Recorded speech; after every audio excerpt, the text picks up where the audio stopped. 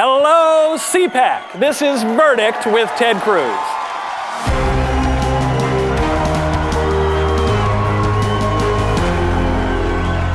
Welcome to Verdict with Ted Cruz. I am Michael Knowles. We are live at CPAC.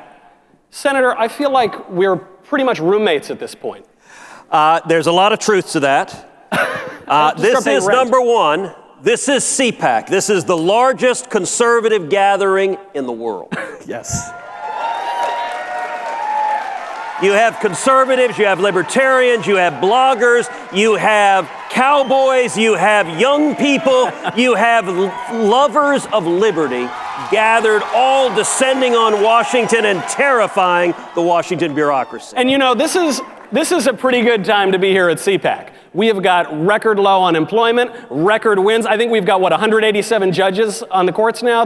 Actually not 187. We've now confirmed 192. 192, I stand corrected.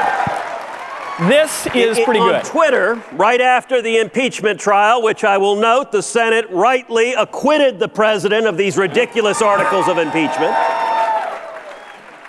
Right after the Senate acquittal, I saw someone on Twitter that said, as revenge, the Senate should immediately confirm a judge.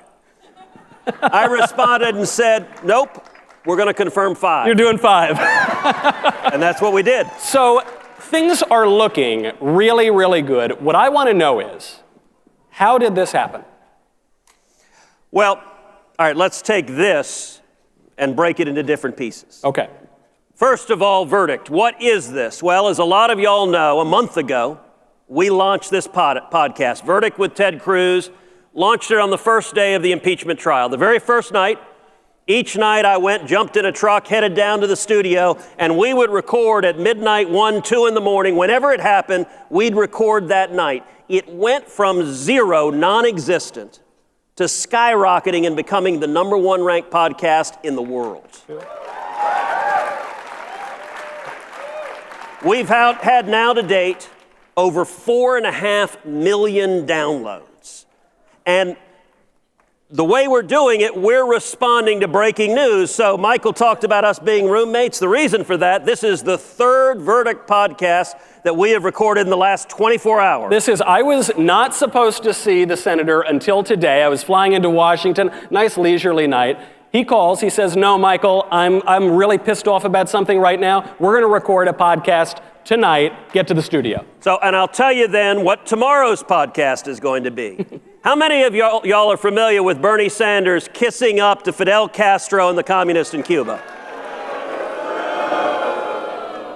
Well, I got to say that really pissed me off. And I take it pretty personally, so what we did, I called my aunt, my tia Sonia, who was imprisoned and tortured in Cuba by Fidel Castro's goons. And my tia Sonia got on a plane and flew to D.C., and we sat down and had her tell us about what Cuban communism is all about. What it's really like. And I have to brag for a moment about the senator, because not only did he become the #1 podcaster in the world, he also became the #1 booking producer. We've got another guest coming up. We shot another show because you happened to have lunch with a guy who was in the United States, and you brought him through. Next week, it will be a big, big show on a totally different topic. Yes. But let's get to the topic of this show right now. How this all happened. The most fundamental political shift that has happened in the last decade is that the two parties have switched places. Everything you've been told about politics is wrong and is a lie. All of us grew up being told Republicans are the party of the rich and Democrats are the party of the working class. In the last decade, those two switched. Today, the Democrats are the party of the rich. Today, the Democrats are the party of Hollywood celebrities and Silicon Valley billionaires and Wall Street titans. They sip their lattes and they look down on working class Americans. And on the other hand, working men and women, the working men and women here, union members, blue-collar union members used to form the heart of the Democratic Party, FDR Democrats, who became Reagan Democrats. Right. And right now, today, they're Trump Democrats. Well, Senator, I missed the Reagan era. I was not alive for that. And so for my whole life, the GOP, which I always loved, but the GOP was kind of a country club. There was a really bad guy. It was called the Soviet Union. We beat them, freed the world, and liberty prevailed. You spoiled the ending. Yeah. Now I can't even read the history book. And by the way, we tore down this wall. For my whole life, the Dems have been the party of the working man. I want to know, nuts and bolts, how did we end up where we are today? So, under the Obama presidency, the Democrats made a decision that has generational consequences. They chose between what had been historically favored children of the Democratic Party. They chose between California environmentalist billionaires and blue-collar union members and their jobs. And Barack Obama and Bernie Sanders and Hillary Clinton, they all decided to heck with the workers, write them off, we don't care about the jobs, we are the party of rich coastal elites. That has prompted an historic realignment. And I got to tell you right now, we're seeing blue-collar workers, if you care about jobs, if you have calluses on your hand, we are now the party, the Republican Party, of truck drivers and steel workers and oil workers and farmers and ranchers and cops and firefighters and waiters and waitresses and everyone that gets out and works for a living.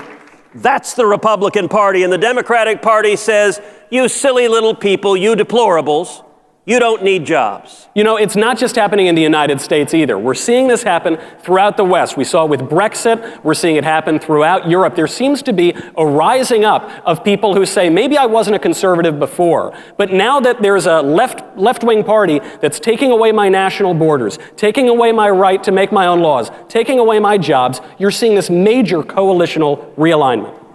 How many of y'all watched the State of the Union address? I think it was by far the best speech President Trump has ever given. Yeah, that's right. He went through the incredible victories we're having, but let me highlight one in particular that I think, because we saw a contrast as he talked about record low unemployment, the lowest unemployment for African Americans in history, the lowest unemployment for Hispanics in history. The Democrats sat with their arms crossed, angry, refusing to applaud. But that wasn't the worst of it. Yeah. There was a moment where he talked about in the last 3 years, 7 million Americans have come off of food stamps. And not only did the Democrats not applaud, a number of congressional Democrats hissed. That sums up where we are. Listen, the message of the Democrats, if you're a single mom, if you're dependent on the government for welfare, if you're dependent on the government for food, their message is stay dependent. They don't want you getting out of that trap of dependency. And I'll tell you, look, I'm from Houston. Right now today in my hometown of Houston, there is a single mom who 3 years ago needed the federal government to help feed her family. The last 3 years, she's gotten a job. Tonight, she's going to come home. She's going to stick the keys in the door of her apartment. She's going to open the door carrying a bag of groceries. She's going to set those groceries on the kitchen table, and her kids are going to look at her with a newfound respect. She has the dignity of work, the self-respect of knowing she's providing for her family, and her kids will have a level of hope and excitement. 7 million lives transformed. That connects, I think. I think that sort of message connects a lot better with the American people than 57 genders and we need to steal everybody's property. I don't think that's as persuasive a message as the Republicans. It is, the divide is so stark. If you're a working man, if you're a working woman, the Democratic Party right now is not fighting for jobs. And here's the key going forward. The Republican Party is, and if we want to win going forward, we need to be the blue-collar GOP. If we are the party of jobs, we are the party of the future. Well, I know who can help make the party the way that we want to see it, and that would be the chairwoman of the Republican Party. So let's bring her out, give us a little vision, answer some mailbag questions. Chairwoman Ronna McDaniel.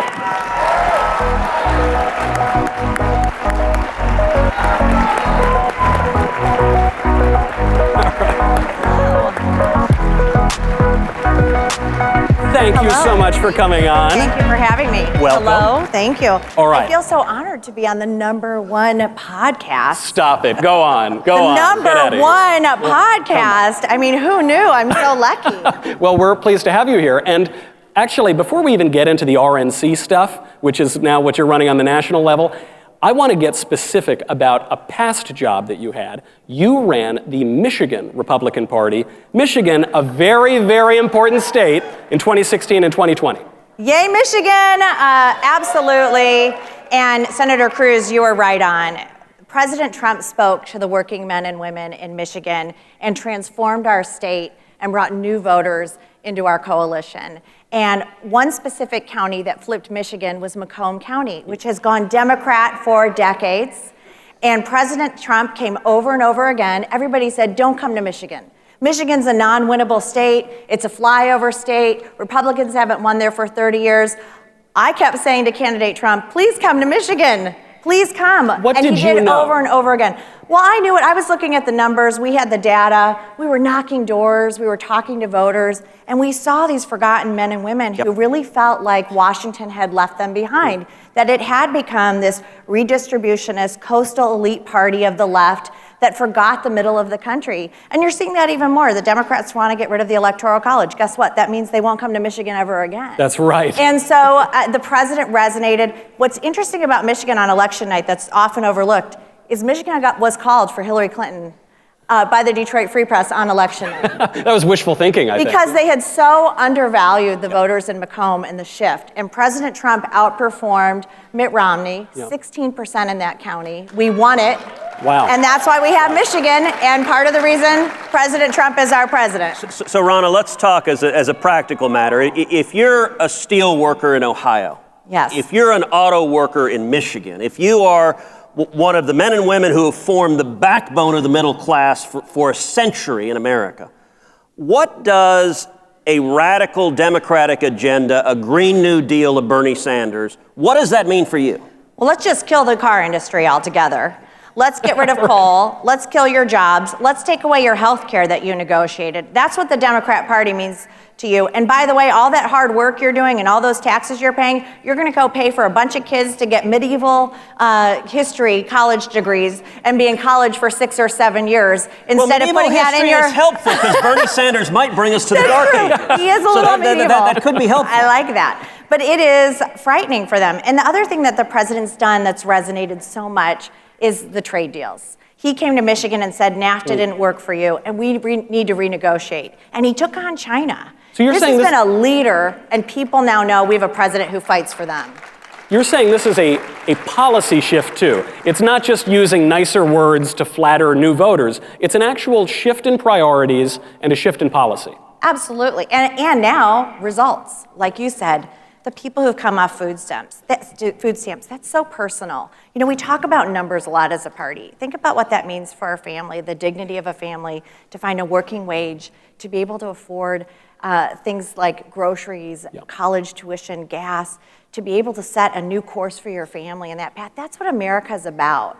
And that's what the Republican Party stands for. So let me and that's why we're doing so well with this president. Let me give you an amazing stat. Last week I was down in Laredo, Texas, was in Del Rio also. I was meeting with the leadership of Laredo. This is down South Texas, right on the river, Rio Grande Valley, right just north of there. And the mayor told me in the last few years, the median income in Laredo, Texas, has gone from $39,000 a year to $46,000 a year. It's a pretty big raise.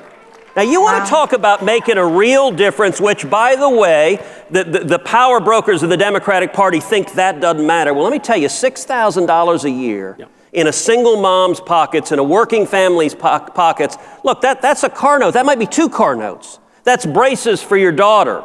That's maybe summer camp for your son. That is the money to take a family vacation. Maybe you haven't taken a family vacation in 5 years, and that extra money gives you the ability to go to Disney World with your kids. That is what this fight is all about. And you look at where the two parties are going. We have, and you know, Ronna mentioned trade. Both parties were afraid to take on China. And I will say, President Trump has shown enormous courage taking on China, and it is opening up markets. I sat down this week with Texas cotton farmers who are so excited about opening up the Chinese market and being able to sell more cotton there. That is good for American farmers, ranchers, workers, manufacturers across the country. Here's an amazing stat. The last 3 years, 12,000 new factories in the United States of America. Barack Obama said it would take a magic wand to bring manufacturing jobs back to America. In the last 3 years, we have brought 500,000 manufacturing jobs back to the United States.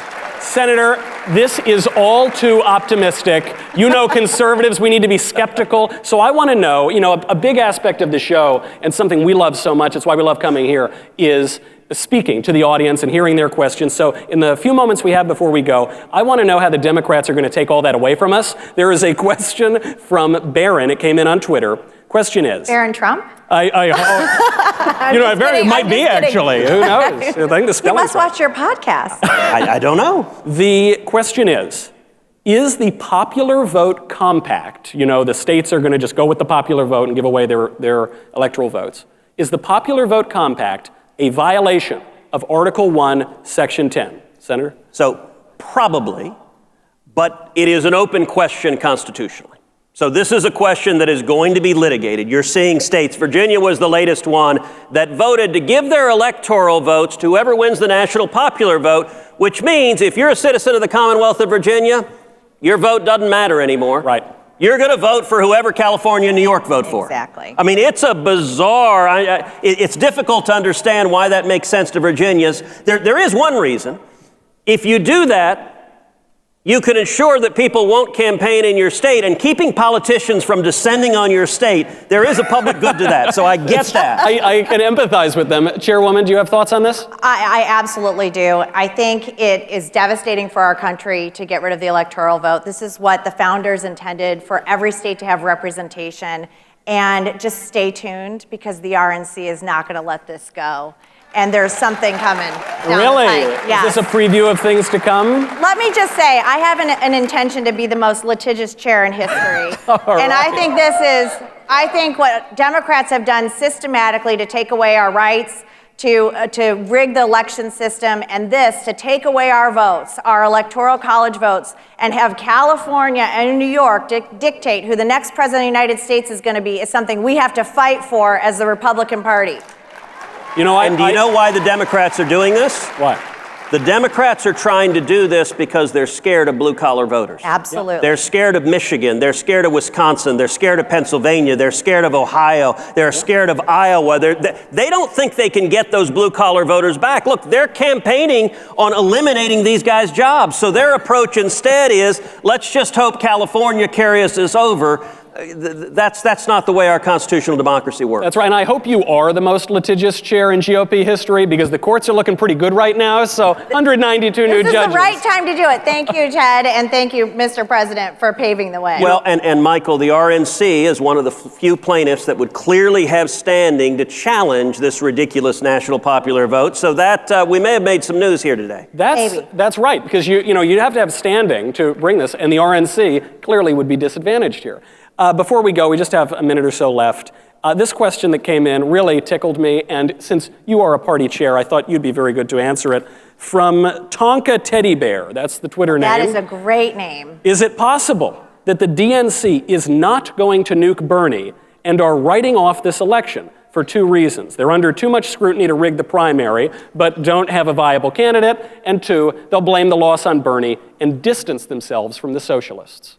Oh, can I just say how much I love Tom Perez and what a great job he's doing as DNC chair? Oh, yeah. I hope he stays there forever. 4 more years. I'm running the campaign for him to stay there forever. I mean, they're bankrupt. I'm not going to brag, but we did raise $27 million in January. Thank you all. We broke a record to elect this president. And the Democrats have a system, it's funny that they're against the Electoral College, but they're creating the same system in their nominating process, right, where these super delegates get to come in and take away the popular vote. And that's what they're trying to set up for Bernie. I don't know how they can do it without creating a civil war in their party, but boy, isn't it fun to watch? It is so fun. And Ronna, I got to ask, so you were a state party chair in Michigan, the Iowa Democratic Party. Yes, yes. What a crap show. I know. I have a simple question. How hard is it to count the damn votes? Seriously, honestly, I almost called a lifeline and said, can we come help you? And by the way, in I've got a Iowa, they're calculator. literally We can do it. standing in a gymnasium. It's not a complicated app. It's called an abacus. 1, 2, 3. You know what it is, Senator? The reason they don't want to count the votes medieval history. There we that's go, right. back to it. The reason they don't want to count the votes is because they don't like the answer that they're going to get. I think that's going to be Exactly true right. in November. We've got to go here at CPAC. Chairwoman, thank you so much for being here. Senator, as always, for being here. I'm Michael Knowles. This is Thank Verdict you all. with Ted Cruz.